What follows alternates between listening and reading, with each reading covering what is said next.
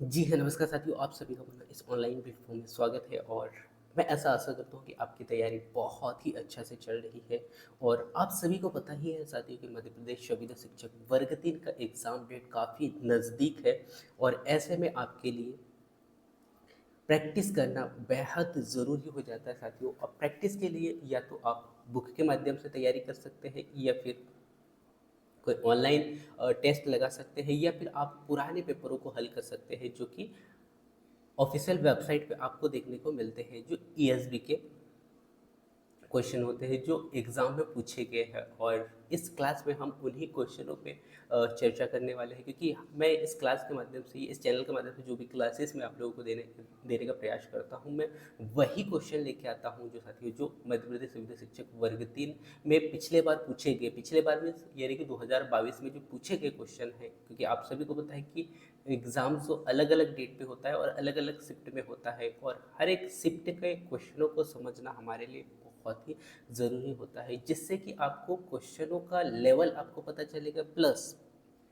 आपकी तैयारी किस स्तर का है ये भी जानना हमारे लिए बेहद ज़रूरी है। सो आप जो है इस वीडियो के माध्यम से देख सकते हैं या फिर ऑफिशियल वेबसाइट में जाके आप जो है पीडीएफ वहाँ से डाउनलोड करके भी क्वेश्चनों को देख सकते हैं। ठीक है, ये आपके ऊपर डिपेंड करता है कि आपको कैसा देखना है। ठीक है, हम यहाँ पे ईवीएस के 30 क्वेश्चनों पे चर्चा करेंगे जो कि काफ़ी महत्वपूर्ण क्वेश्चन है। और हम हर एक क्वेश्चन को बहुत ही डिटेल से समझने का प्रयास यहाँ पे करेंगे, जिसमें कि पहला क्वेश्चन आपसे पूछा गया था।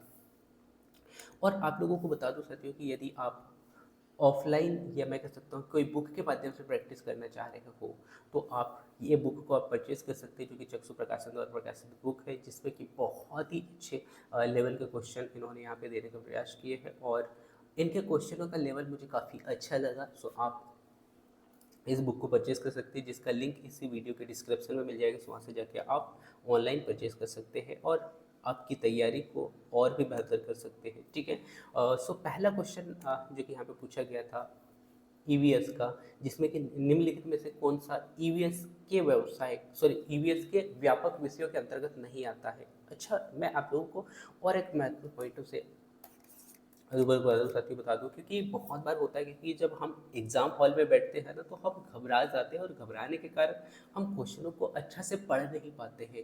तो ये गलती आप कभी मत करना साथियों, क्योंकि हमारी एक छोटी छोटी गलती ही बहुत बड़ी गलती बन जाती है। और उस गलती के कारण जब हम अपना रिजल्ट देखते हैं और कुछ पॉइंटों से जब हम नॉट क्वालिफाई अपने आप को देखते हैं ना कहीं हमें बहुत बुरा लगता है।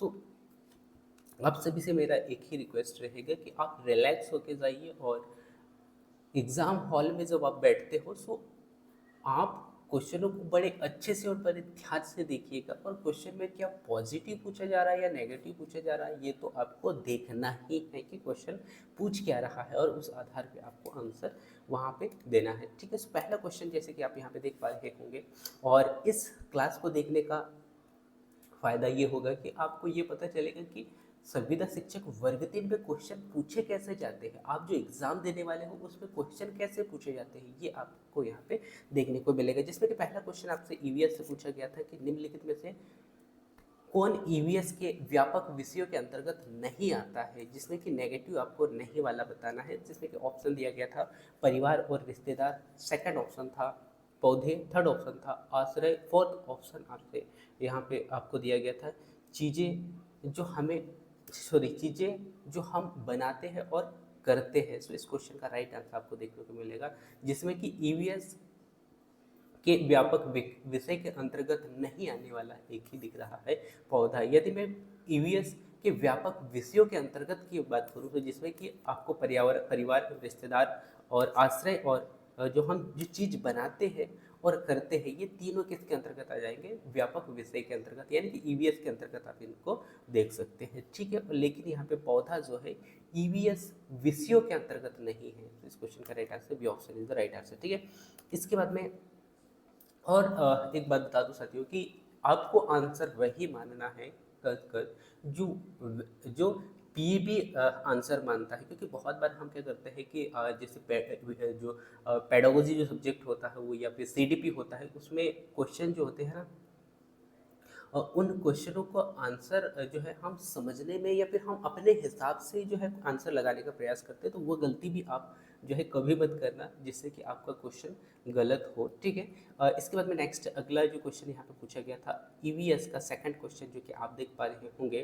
क्वेश्चन था साथियों, पर्यावरण अध्ययन को परिभाषित किया गया, पर्यावरण अध्ययन को परिभाषित किया गया, जिसमें कि ऑप्शन दिया गया था आपको, एक बहुविषयक शैक्षणिक क्षेत्र जो पर्यावरण के साथ मनुष्य के संबंध का व्यवस्थित रूप से अध्ययन करता है। सेकंड ऑप्शन दिया गया था कि नई पर्यावरण घटना का अध्ययन और खोज। थर्ड ऑप्शन दिया गया था कि सामाजिक, जैविक और भौतिक विज्ञान का अध्ययन। और लास्ट ऑप्शन यहाँ पे दिया गया था, मतलब चौथा ऑप्शन दिया गया था कि सम्मिलित रूप से विज्ञान और सामाजिक विज्ञान, है ना। तो इस क्वेश्चन का राइट आंसर आपको याद रखना है। इस क्वेश्चन का राइट आंसर क्या हो गया, एक बहुविषयक शैक्षणिक क्षेत्र जो पर्यावरण के साथ मनुष्य के संबंध का व्यवस्थित रूप से अध्ययन करता है। इस क्वेश्चन का राइट आंसर होगा, जो कि पर्यावरण अध्ययन का परिभाषा के रूप में जो इन्होंने क्वेश्चन पूछा है, उस आधार पर यदि हम देखें तो इस क्वेश्चन का राइट आंसर पहला ऑप्शन ही राइट आंसर होगा, ठीक है। इसके बाद मैं नेक्स्ट अगला क्वेश्चन को लेके चलता हूँ, और नेक्स्ट अगला क्वेश्चन आपके स्क्रीन पे आ चुका है, जो कि पूछा गया था आपसे क्या, कि क्वेश्चन पूछा गया था कि एक गैर जलवायु कारक है। सो आपको गैर जलवायु कारक के बारे में बताना है, जिसमें कि ऑप्शन दिया गया था दबाव, आर्द्रता, नमी और भूमि आक्रमण। अब यहाँ पे आपको ये देखना है कि कौन सा गैर है, जिसमें कि कौन सा अलग है। तो यदि मैं यहाँ पे बात करूँ साथियों, जल दाब हो गया और आर्द्रता हो गया और ये नमी, तीनों एक ही कैटेगरी के कहीं ना कहीं आपको देखने को मिलेंगे। लेकिन अब भूमि आक्रमण की यदि हम यहाँ पे बात करें, तो ये अलगाव को दर्शाता है, यानी कि एक अलग जो है अर्थ निकालता है, ठीक है। तो इस क्वेश्चन का राइट आंसर डी ऑप्शन है। और क्वेश्चन में पूछा ही गया था कि गैर जलवायु कारक है, तो इस क्वेश्चन का राइट आंसर डी ऑप्शन ही इस क्वेश्चन का राइट आंसर होगा, ठीक है। इसके बाद में नेक्स्ट अगला क्वेश्चन आपके स्क्रीन पे आ चुका है, जो कि आपसे पूछा गया था, पारिस्थितिकी तंत्र पर मानवीय गतिविधियों के प्रभाव के बारे में निम्नलिखित में से कौन सी गतिविधि सही है, जिसमें कि ऑप्शन आपके पास में है साथियों, जूलस का हाश। सेकंड ऑप्शन दिया गया था मिट्टी की उर्वरकता बढ़ाना। थर्ड ऑप्शन दिया गया था वन क्षेत्र में वृद्धि करना। और नेक्स्ट अगला जो कि लास्ट ऑप्शन दिया गया था प्रदूषण का कम करना है, ठीक है, प्रदूषण कम करना। तो इस क्वेश्चन का राइट आंसर आपको यहाँ पे बताना है। यदि मैं पारिस्थितिकी तंत्र और मानवीय गतिविधि को प्रभावित करने के बारे में निम्नलिखित में से कौन सी गतिविधि के बारे में यहाँ पे देखूँ, तो इस क्वेश्चन का राइट आंसर क्या होगा, प्रदूषण कम करना, ठीक है, जो कि परिस्थितिकी तंत्र और मानवीय गतिविधि के माध्यम से इसको हम देख सकते हैं, ठीक है। सो इस क्वेश्चन का राइट आंसर क्या होगा, इस क्वेश्चन का राइट आंसर डी ऑप्शन ही इस क्वेश्चन का राइट आंसर होगा, ठीक है। सो ये याद रखना है, जो कि 2022 में पूछा गया था ये क्वेश्चन था, ठीक है। इसके बाद में नेक्स्ट अगला क्वेश्चन है, और नेक्स्ट अगला क्वेश्चन आपके स्क्रीन पे आ चुका है, जो कि पूछा गया था, निम्न में से किस अनुसार वायुमंडल में 79% नाइट्रोजन और 21% ऑक्सीजन है। सो यह भी क्वेश्चन वेरी वेरी इंपॉर्टेंट है साथी, क्वेश्चन को समझते हुए इस क्वेश्चन का आंसर आपको देना चाहिए, ठीक है। सो जिसमें कि ऑप्शन दिया गया था आयात के आधार पर, भार के आधार पर, घनत्व के आधार पर या वेग के आधार पर। सो यदि मैं यहाँ पे बात करूँ साथियों, वायुमंडल में नाइट्रोजन और ऑक्सीजन की, जिसमें कि 79% नाइट्रोजन है और 21% ऑक्सीजन, आप सभी को पता है, लेकिन किस आधार पर, तो आपको याद रखना है आयतन के आधार पर हम 79% नाइट्रोजन और 21% ऑक्सीजन मानते हैं, ठीक है। सो ये भी आपको याद रखना है। इसके बाद में नेक्स्ट अगला क्वेश्चन आपको दिया गया है, नेक्स्ट क्वेश्चन पूछा गया था आपसे, क्या क्वेश्चन कह सकते हो, निम्नलिखित में से क्या जंगल का कार्य नहीं है। अब यहाँ पे पुनः फिर से नेगेटिव क्वेश्चन पूछा गया है, जिसमें कि आपके पास में ऑप्शन दिया गया है कि सतह से वर्षा जल के प्रवाह को कम करना, या फिर नेक्स्ट ऑप्शन दिया गया है मिट्टी के कटाव को रोकना। थर्ड ऑप्शन दिया गया है स्थानीय तापमान को नियंत्रित करना, या फिर अगला ऑप्शन आपके पास में है ध्वनि प्रदूषण कम करना, है ना। तो इस क्वेश्चन का राइट आंसर आपको याद रखना चाहती हो, ध्वनि प्रदूषण का कम करना, जो कि इन्होंने कहा है कि जंगल का कार्य नहीं है, जंगल का कार्य नहीं है। यदि मैं यहाँ पे बात कर सकती हूँ, सतह से वर्षा जल के प्रवाह को कम करना हो, या फिर मिट्टी के कटाव को रोकना हो या फिर स्थानीय तापमान को नियंत्रित करना हो, ये सभी जंगल के कार्य के अंतर्गत आते हैं। लेकिन ध्वनि प्रदूषण जो है, ध्वनि प्रदूषण को यदि आपको कम करना है तो ये एक अलग अर्थ को दर्शाता है, यानी कि एक प्रदूषण अलग प्रदूषण है ना। तो इस क्वेश्चन का राइट आंसर भी क्या होगा, डी ऑप्शन होगा, जो कि नहीं है था तो नहीं वाला ही जो आंसर यहाँ पे आपको देखने को मिलेगा। ठीक है, इसके बाद में नेक्स्ट अगला क्वेश्चन की ओर लेके चलता हूँ। और नेक्स्ट अगला क्वेश्चन आपसे क्वेश्चन पूछा गया था जिसमें कि क्वेश्चन था निम्नलिखित में से कौन सा एक गैसीय जैव भू रासायनिक चक्र नहीं है। यहाँ पे भी नेगेटिव वाला क्वेश्चन पूछा गया है, जिसमें कि ऑप्शन आपके पास में दिए गए हैं जल चक्र, नेक्स्ट ऑप्शन है कार्बन चक्र, फास्फोरस चक्र और ऑक्सीजन चक्र। ठीक है, सो यदि मैं यहाँ पे बात कर सकती हूँ गैर जैव रासायनिक प्रक्रिया चक्र नहीं है, तो यदि मैं यहाँ पे देखूँ जल चक्र हो या कार्बन चक्र हो या फिर ऑक्सीजन चक्र हो, ये तीनों आपको रासायनिक चक्र के रूप में दिख रहे होंगे। लेकिन यदि आप फास्फोरस चक्र को देखते हो तो कहीं ना कहीं ये रासायनिक चक्र के अंतर्गत नहीं आता है। ठीक है, तो इस क्वेश्चन का राइट आंसर क्या होगा, फास्फोरस चक्र। ठीक है, इसके बाद में नेक्स्ट अगला क्वेश्चन की ओर लेके चलता हूँ। और नेक्स्ट अगला क्वेश्चन आपकी स्क्रीन पे आ चुका है, जो कि क्वेश्चन पूछा गया था साथियों आपसे कि चंगप्पा पहाड़ों पर रहने वाली एक जनजाति शंकु के आकार के तंबू में रहती है, जिसे याक के बालों से बुना जाता है और एक साथ सीला जाता है और 9 डंडों से बांधा जाता है। फिर करीब 2 फीट गहरी जमीन खोदकर जो है टेंट लगाया जाता है। उनके तंबू को क्या कहा जाता है। क्वेश्चन काफ़ी लंबा है, लेकिन क्वेश्चन को समझना हमारे लिए बहुत ही ज़रूरी है, इसलिए मैं क्वेश्चन को पुनः फिर से पढ़ता हूँ। क्या है, चंगप्पा पहाड़ों पर रहने वाली एक जनजाति शंकु के आकार के तंबू में रहती है, जिसे याक के बालों से बुना जाता है और एक साथ सीला जाता है ना, और 9 डंडों से बांधा जाता है। फिर करीब 9 फीट गहरी जमीन खोदकर टेंट लगाया जाता है और उनके तंबू को क्या कहते हैं। सो इस क्वेश्चन में आपके पास में ऑप्शन दिए गए हैं साथियों, जिसमें कि ऑप्शन आपको देखने को मिलेगा, जिसमें कि पहला ऑप्शन दिया गया था खातबंद, सेकंड ऑप्शन दिया गया था, सेकंड ऑप्शन यहाँ पे आपको दिया गया था ताला बगरी, और नेक्स्ट अगला यहाँ पे ऑप्शन फर्स्ट ऑप्शन जो था आपको दिया गया था बोट हाउस या फिर घाटी, है ना। तो इस क्वेश्चन का राइट आंसर आपको यहाँ पे याद रखना है, क्या कहा जाता है, घाटी कहा जाता है। ठीक है, तो इस क्वेश्चन का राइट आंसर आपको याद रखना है। इसके बाद नेक्स्ट अगला क्वेश्चन आपके स्क्रीन पे आ चुका है, जो कि आपसे पूछा गया था। क्वेश्चन क्या था साथियों, कोई भी स्थान जिसके लिए ऐतिहासिक और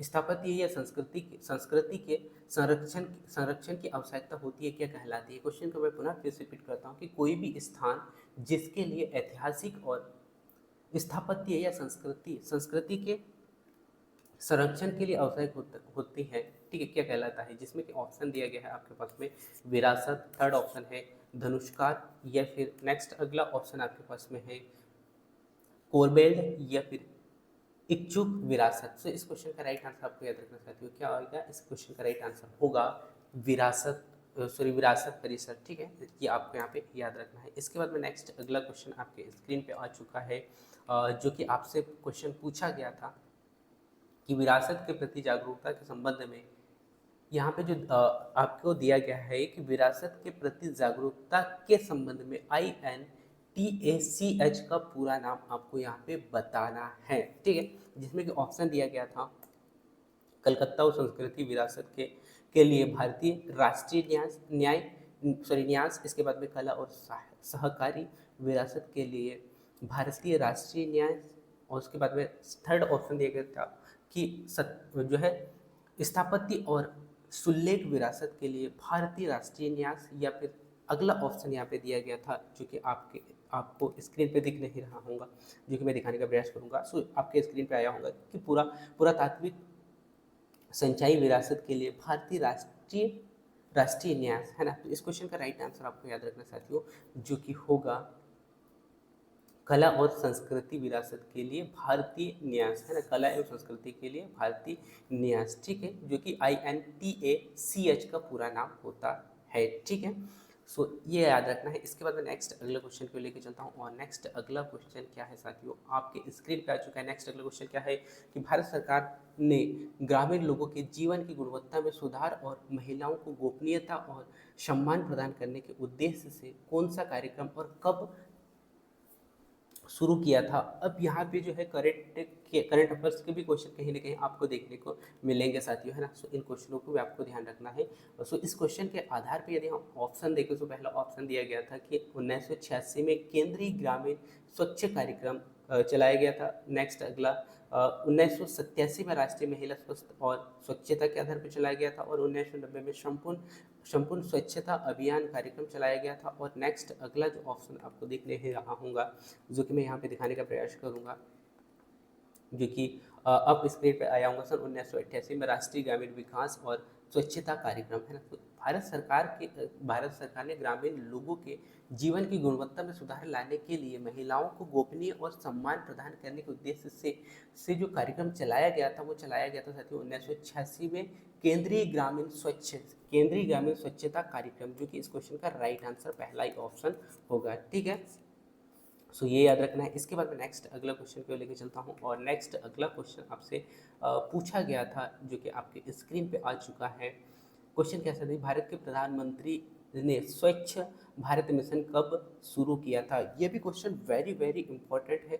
सो इस क्वेश्चन का राइट आंसर आपको यहाँ पे बताना है, जिसमें कि ऑप्शन है आपके पास में 1 जनवरी, 2 अक्टूबर, और नेक्स्ट अगला ऑप्शन है जो कि 24 नवंबर, और लास्ट ऑप्शन है 15 अप्रैल, ठीक है। तो इस क्वेश्चन का राइट आंसर आपको यहाँ पे बताना था, जिसका राइट आंसर आपको याद रखना चाहिए, जो माननीय प्रधानमंत्री जी के द्वारा 2 अक्टूबर यानी कि महात्मा गांधी जी की जयंती के अवसर पर इन्होंने स्वच्छ भारत मिशन की शुरुआत किया था, ठीक है।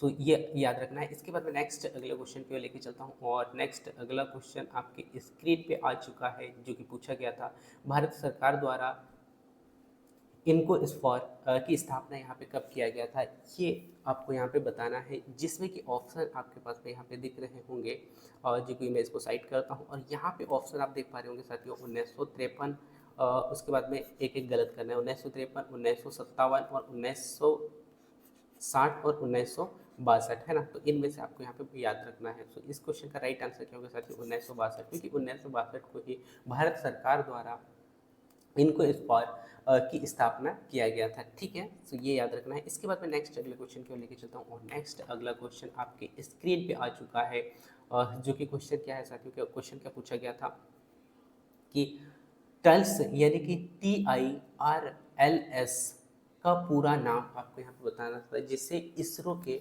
पूर्ववर्ती संगठन द्वारा स्थापित किया गया था। इसका नाम आपको यहाँ पे बताना है, जिसमें कि ऑप्शन आपके पास में दिया गया है, जिसमें कि Thiruvananthapuram equatorial rocket launching station, या फिर Thumba equatorial rocket launching station, या फिर 2 इंजन रॉकेट लॉन्चिंग सिस्टम, या फिर 3 इंजन रॉकेट लॉन्चिंग सिस्टम। तो इस क्वेश्चन का राइट आंसर आपको याद रखना है, जिसका राइट आंसर होगा इसका क्या होगा, Thumba equatorial rocket launching station, जो कि TERLS का पूरा नाम होगा, ठीक है। तो ये याद रखना है। इसके बाद मैं नेक्स्ट अगले क्वेश्चन को लेके चलता हूँ, और नेक्स्ट अगला क्वेश्चन आपके स्क्रीन पे आ चुका है, जो कि आपसे क्वेश्चन पूछा गया था कि निम्नलिखित में से कौन सी अंतरिक्ष एयर स्पेस एजेंसी अपने देश के साथ सही सुमेलित नहीं है। तो यहाँ पे जो ऑप्शन के आधार ऑप्शन में यहाँ पे एक एक जो स्पेस एजेंसी का नाम दिया गया है, उसमें आपको सुमेलित यानी कि मिलाकर देखना है, और कौन सा गलत है वो आपको यहाँ पे बताना है, ठीक है। सो यदि मैं पहला ऑप्शन की ओर बढ़ता हूँ साथियों, सो जिसमें कि आप देख पा रहे होंगे CNSA, जो CNSA जो कि चीन का है, और सो ये आपको याद रखना है, जो कि ये चीन का ही है, तो ये सही है। इसके बाद में इन्होंने कहा है सेकंड DLR अंतरिक्ष अंतरिक्ष जो कि DLR अंतरिक्ष प्रशासन, ये कहाँ डेनमार्क का नहीं है, डेनमार्क का नहीं है, ये गलत है, ठीक है। इसके बाद में नेक्स्ट अगला है, देखते हैं हम CNES, जो कि फ्रांस का है, जी हाँ फ्रांस का है। इसके बाद में नेक्स्ट अगला ऑप्शन दिया गया है आपके पास में लैंप, जो कि इंडोनेशिया का, जी हाँ ये भी सही है।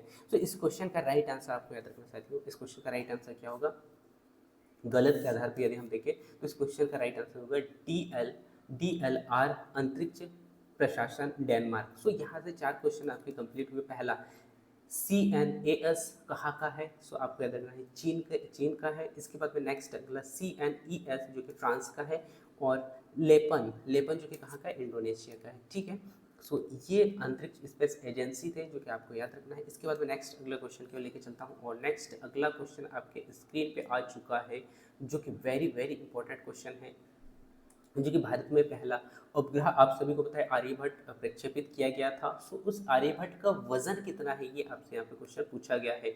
और आज सुबह मैंने एक क्लास जो है आप लोगों को देने का प्रयास किया साथियों, जिसमें कि आर्यभट्ट के बारे में मैंने बताया था। सो वो क्लास लेके देखा तो एक बार ज़रूर देखें, जिसमें कि आर्यभट्ट यानी कि अंतरिक्ष से संबंधित काफ़ी कुछ महत्वपूर्ण क्वेश्चन मैंने आप लोगों को वहाँ पे बताने का प्रयास किया था। सो ये क्वेश्चन मैंने सुबह ही बताया था, जो कि आज मुझे यहाँ पे देखने को मिल ही गया। तो भारत के पहले उपग्रह आर्यभट्ट का प्रक्षेपण प्रक्षेपण द्रव्यमान क्या था, ये आपसे क्वेश्चन पूछा गया है, जिसमें कि आपको पूछा ऑप्शन दिया गया है 240, इसके बाद में 300 केजी, इसके बाद में नेक्स्ट अगला जो ऑप्शन है 400 केजी है ना, या फिर 360। तो इसमें से राइट आंसर आपको यहाँ पे बताना है। सो आपको याद रखना साथियों कि जो यानी कि भारत का पहला आर्यभट्ट प्रक्षेपण द्वारा जो पहला आर्यभट्ट जो प्रक्षेपित किया गया था, उसका जो भार यहाँ पे था वो था 360, है ना, कितना 360। ठीक है, ये आपको याद रखना है। इसके बाद में नेक्स्ट अगले क्वेश्चन को लेकर चलता हूँ, और नेक्स्ट अगला क्वेश्चन आपके स्क्रीन पे आ चुका है, जो कि आप देख पा रहे होंगे, जो कि आपसे क्वेश्चन पूछा गया था कि पृथ्वी का पहला कृत्रिम उपग्रह किस वर्ष सफलतापूर्वक प्रक्षेपित किया गया था। पहला जो है कृत्रिम उपग्रह के बारे में आपसे क्वेश्चन पूछा गया है, जिसमें कि ऑप्शन आपके पास में दिया गया है 1954, इसके बाद में नेक्स्ट अगला 1957, और उसके बाद में 1960 और 1963। तो इस क्वेश्चन का राइट आंसर आपको याद रखना चाहते हो, जो पृथ्वी का पहला कृत्रिम यानी कि मानव द्वारा बनाया गया जो सफलतापूर्वक प्रक्षेपण कृत्रिम उपग्रह जो लॉन्च किया गया था, प्रक्षेपित किया गया था, वो किया गया था, आपको याद रखना है 1957 को। ठीक है, कब किया गया था? 1957 को। ठीक है, इसके बाद मैं नेक्स्ट अगले क्वेश्चन की ओर लेके चलता हूँ, और नेक्स्ट अगला जो क्वेश्चन आपके स्क्रीन पे आ चुका है, जो कि आपसे क्वेश्चन पूछा गया था, भारत के पहले आर्यभट्ट उपग्रह का कक्षीय जीवन कितना था। ये भी क्वेश्चन वेरी वेरी इंपॉर्टेंट है। सो यहाँ पे आर्यभट्ट से दो क्वेश्चन आपसे लगातार क्वेश्चन पूछ लिया गया है, जो कि आपको यहाँ पे याद रखना है, जिसमें कि ऑप्शन यहाँ पे दिया गया था। ऑप्शन आपके पास में क्या है? ऑप्शन है, पहला ऑप्शन 17 साल से थोड़ा अधिक, 17 साल से थोड़ा कम, या 18 साल से थोड़ा कम, या फिर नेक्स्ट अगला ऑप्शन आपके पास में दिया गया है 18 साल से थोड़ा अधिक। तो इस क्वेश्चन का राइट आंसर होगा साथियों बी ऑप्शन, यानी कि 17 साल से थोड़ा कम दिया गया था। ठीक है, सो इस क्वेश्चन का राइट आंसर क्या हो गया? 17 साल से थोड़ा कम। ठीक है, सो ये याद रखना है। इसके बाद नेक्स्ट अगला क्वेश्चन की ओर लेके चलता हूँ, और नेक्स्ट अगला क्वेश्चन आपके स्क्रीन पे आ चुका है, जो कि पूछा गया था क्या LSB 3 या फिर LSB 3 सैटेलाइट लॉन्च व्हीकल को किस वर्ष सफलतापूर्वक प्रक्षेपित यानी कि लॉन्च किया गया था, ये आपसे यहाँ पे पूछा गया है। तो जिसके लिए ऑप्शन आपके पास में दिया गया है सन 1977, इसके बाद में 1980, इसके बाद में 1984, उसके बाद में 1987, है ना। तो इस क्वेश्चन का राइट आंसर आपको याद रखना है कि जो SLV 3 जो सैटेलाइट है उसको लॉन्च किया गया था सन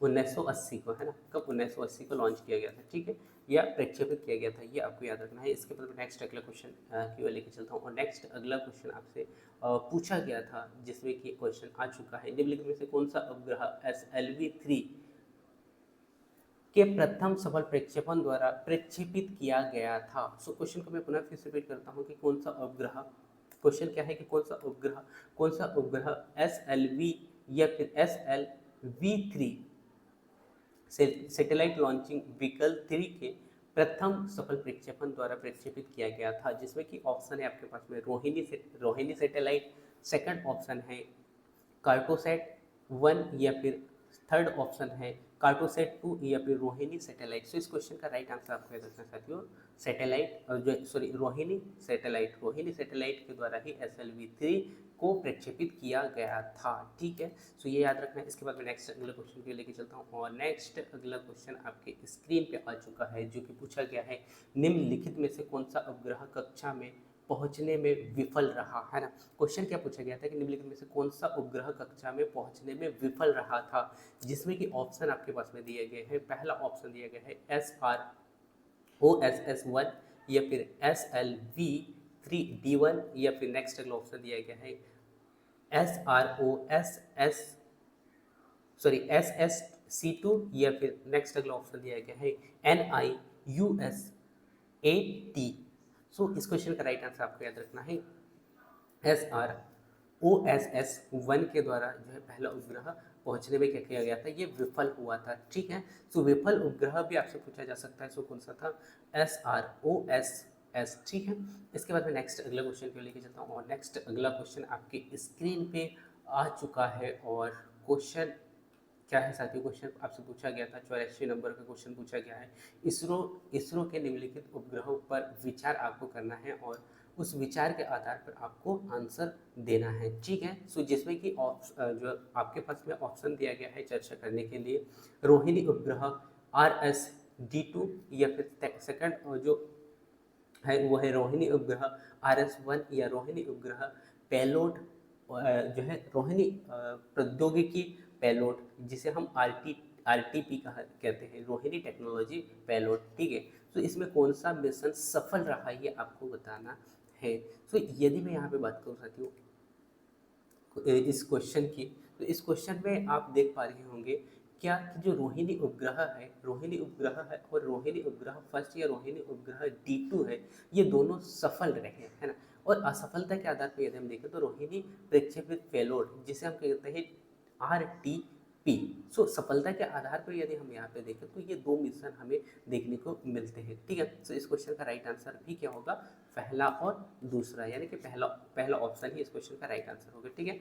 इसके बाद में नेक्स्ट अगला क्वेश्चन की ओर लेके चलता हूँ, और नेक्स्ट अगला क्वेश्चन आपके स्क्रीन पे आ चुका है। और क्वेश्चन अब यहाँ पे इसरो से पूछा गया है। और क्वेश्चन क्या पूछा गया साथी, क्वेश्चन आप देख पा रहे होंगे, इसरो ने निम्नलिखित अंतरिक्ष यान का विचार आपको करना है। इसरो के निम्नलिखित अंतरिक्ष यान का अंतरिक्ष यान पर विचार करना है, जिसमें कि चंद्रयान फर्स्ट दिया गया है, और मार्स ऑर्बिटर स्पेस क्राफ्ट को आपको यहाँ पे दिया गया है। और इसमें पूछा गया क्वेश्चन कि उपरोक्त में से किसे PSLV जिसे हम कहते हैं पोलर सैटेलाइट लॉन्चिंग व्हीकल या ध्रुवीय उपग्रह प्रमोशन रॉकेट का उपयोग करके लॉन्च किया गया था, जिसमें कि ऑप्शन दिया गया है केवल 1, केवल 2, केवल 1 और 2, या फिर एक, या यानी कि दोनों में से कोई नहीं। सो इस क्वेश्चन का राइट आंसर आपको यहाँ पे याद रखना है, और वो है सी ऑप्शन, यानी कि पहला, सॉरी सी ऑप्शन, यानी कि हम कह सकते हैं केवल 2, है ना। कौन सा, केवल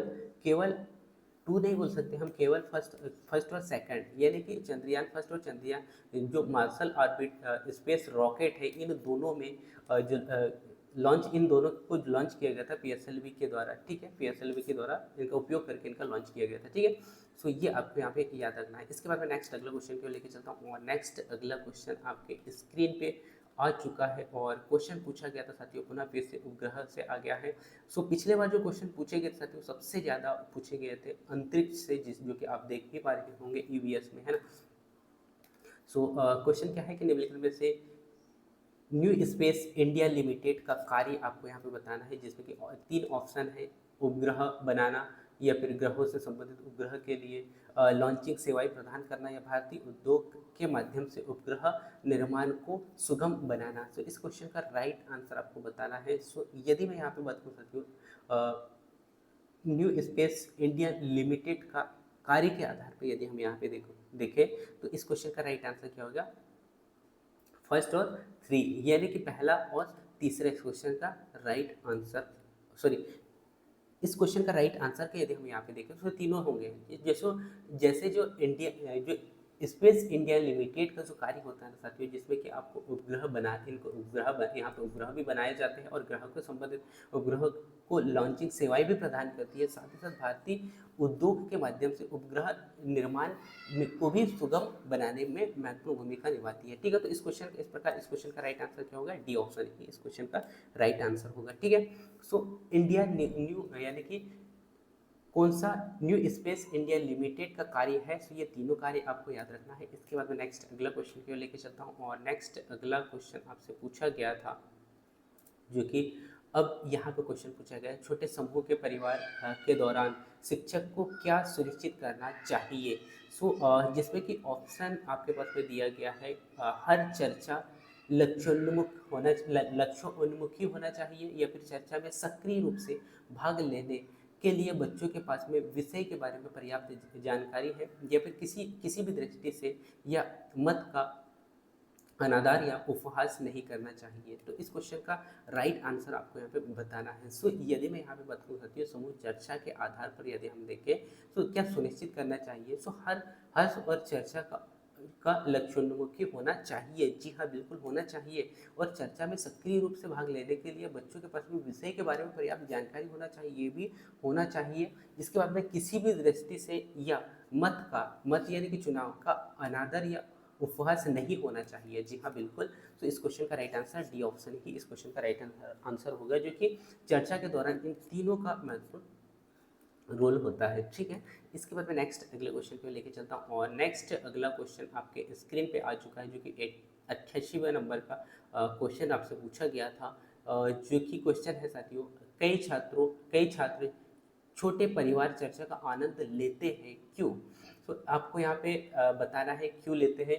पहला ऑप्शन यहाँ पे दिया गया है, यह सहकर्मी आधारित संचार है, या फिर इसमें अनंत क्रियाएं होती है, या थर्ड ऑप्शन दिया गया है कि यह शिक्षार्थियों को सक्रिय भागीदारी को प्रोत्साहित करता है। ठीक है, इस क्वेश्चन का राइट आंसर आपको यहाँ पे बताना है कि क्या छोटे परिवार में चर्चा का आनंद बच्चे छोटे यानी कि कई छात्र जो है ना छोटे परिवार का चर्चा का आनंद लेते हैं, क्यों। इस क्वेश्चन का राइट आंसर आपको यहाँ पे याद रखना चाहती हूँ, क्योंकि इसके माध्यम से सहकर्मी आधारित संचार भी होता है, और इसमें छोटे क्रियाएं भी होती है, साथ ही साथ यह शिक्षक की सक्रिय भूमिका भी जो है हमें देखने को मिलता है। ठीक है, तो इस क्वेश्चन का राइट आंसर तीनों ऑप्शन होंगे, जो कि आपको इस क्वेश्चन का राइट आंसर के रूप में देखने को मिलेगा, डी ऑप्शन।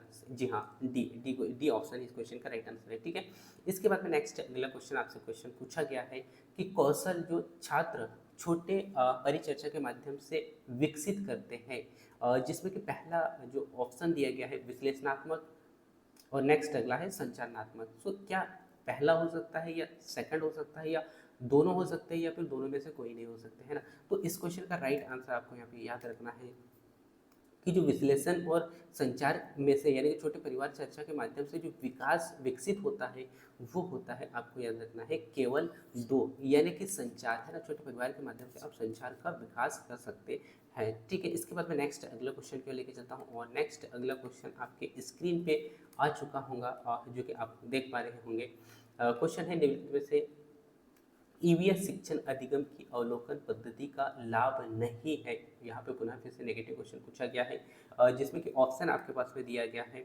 पहला ऑप्शन है छात्रों को संतुष्ट करना, नेक्स्ट अगला ऑप्शन है लेखन कौशल विकसित करना, नेक्स्ट अगला जो क्वेश्चन ऑप्शन है छात्रों की जिज्ञासा विकसित करना, और अगला ऑप्शन दिया गया है बच्चों को उनके पर्यावरण का पता लगाने के लिए प्रोत्साहित करना। तो इस क्वेश्चन का राइट आंसर क्या होगा, कि लेखन कौशल का विकास करना। यदि आप ईवीएस शिक्षण अधिगम की अवलोकन पद्धति का लाभ नहीं लेना है, आपको नहीं लेना है, तो आपको फिर लिखन प्रणाली के माध्यम से देखना होगा। और नेगेटिव का क्वेश्चन, नेगेटिव आंसर नेगेटिव ही होगा, क्योंकि नहीं है बोला है। यदि हम पॉजिटिव के आधार पर देखें ईवीएस अध्ययन को, छात्रों को संतुष्ट करना चाहिए। जी हाँ, बिल्कुल संतुष्ट करना चाहिए, और अधिगम की जिज्ञासा विकसित करना चाहिए, अधिगम की जिज्ञासा विकसित करना चाहिए, सही है। इसके बाद में बच्चों को उनके पर्यावरण का पता लगाने के लिए प्रोत्साहित करना चाहिए, क्योंकि ये शिक्षक का महत्वपूर्ण धर्म होता है। ठीक है, इस क्वेश्चन का राइट आंसर क्या होगा साथियों, इस क्वेश्चन का राइट आंसर आपको देखने को मिलेगा नेगेटिव का, भाई नेगेटिव, यानी कि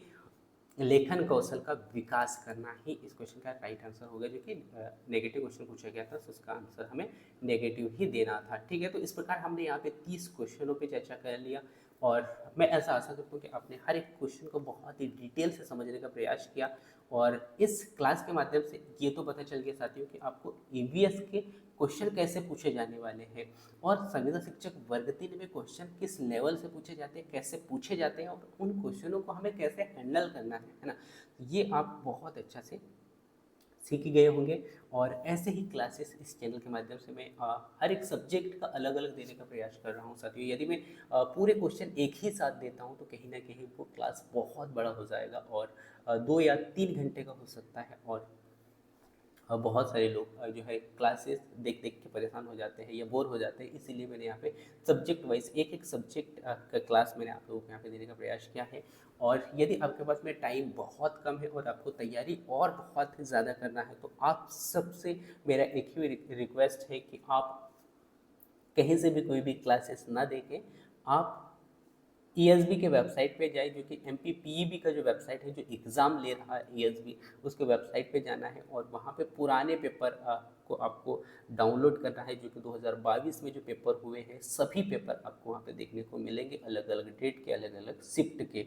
उनको डाउनलोड करना है और आपके पास में जब भी जैसा भी टाइम मिलता है उस हिसाब से आप देखिएगा और आपकी तैयारी को बेहतर कीजिएगा, जिससे कि आपको जो है क्वेश्चनों का अंदाज़ा प्लस आपकी तैयारी का स्तर वहाँ से पता चलेगा। ठीक है, उस आधार पे आप आपकी तैयारी को और भी बेहतर कर पाओगे। ठीक है, सो ये एक छोटा सा क्लास था साथियों जिसमें कि हमने ईवीएस क्वेश्चनों पे चर्चा की। इसके बाद में नेक्स्ट अगला क्लास बहुत ही जल्द लेके आने वाला हूँ जिसमें कि हम मध्य प्रदेश संविदा शिक्षक वर्ग 3 के ही क्वेश्चनों को देखेंगे। So thank you for watching. मिलते हैं नेक्स्ट अगली क्लास में, तब तक जय हिंद।